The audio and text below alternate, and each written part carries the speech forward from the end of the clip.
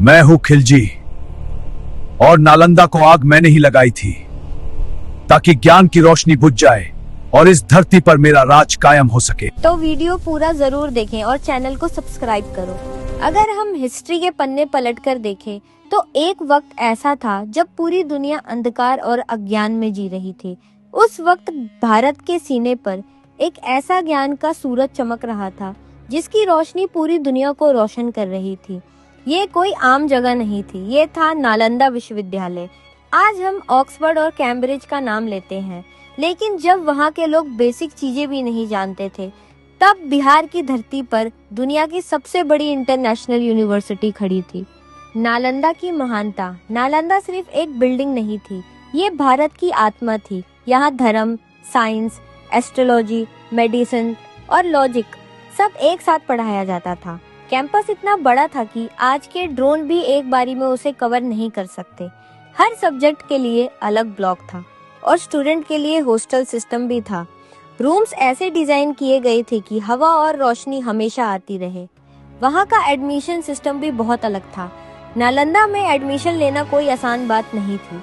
Gate पर खड़े guards भी बड़े विद्वान होते थे और स्टूडेंट्स को एंट्री से पहले टफ क्वेश्चन का जवाब देना पड़ता था। 10 में से सिर्फ 2 या 3 ही पास हो पाते थे। और सबसे बड़ी बात, यहाँ पढ़ाई, रहना और खाना सब कुछ फ्री था। नालंदा का दिल था उसकी लाइब्रेरी, धर्मगंज।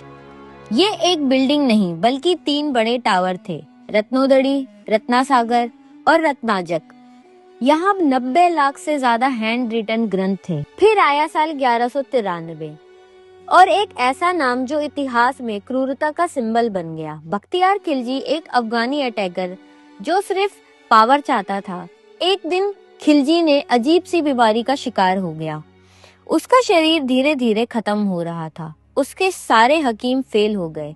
तब किसी ने उसे नालंदा के महान विद्या के बारे में बताया, जिनका नाम था आचार्य राहुल श्रीभद्रा। खिलजी ने एक अजीब शर्त रखी, मैं कोई दवा नहीं लूंगा। आचार्य ने एक स्मार्ट तरीका निकाला।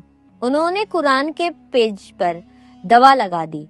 जब खिलजी उंगली से पेजेस को पलटकर पढ़ने लगा तो धीरे धीरे वो ठीक हो गया। लेकिन ये देखकर खिलजी शुक्रगुजार नहीं हुआ, बल्कि उसके अंदर जलन और इनसिक्योरिटी और बढ़ गई। उसने समझ लिया, जब तक ये ज्ञान जिंदा है तब तक वो लोगों पर राज नहीं कर सकता। और फिर उसने एक खौफनाक फैसला लिया। उसने नालंदा पर हमला कर दिया। ये कोई युद्ध नहीं था, यहाँ सिर्फ बच्चे पढ़ते थे और टीचर थे। हजारों लोगों को कत्ल कर दिया गया और फिर धर्मगंज लाइब्रेरी को आग लगा दी गई। 90 लाख ग्रंथ की आग 6 से 7 महीने तक जलती रही। उस युद्ध के साथ भारत का ज्ञान भी जल गया। ऐसा सिर्फ नालंदा के साथ नहीं हुआ। 1258 में मंगोल्स ने बगदाद के घर को बर्बाद कर दिया और 20वीं सदी में हिटलर ने किताबें जला दी। फिर आया एक और खतरनाक मंजर, अंग्रेज और उनका एजुकेशन सिस्टम। उसने एक ऐसा सिस्टम बनाया जिसमें इंडियंस को मेंटली स्लेव बना दिया गया। उनका गोल था Indian body but English mind.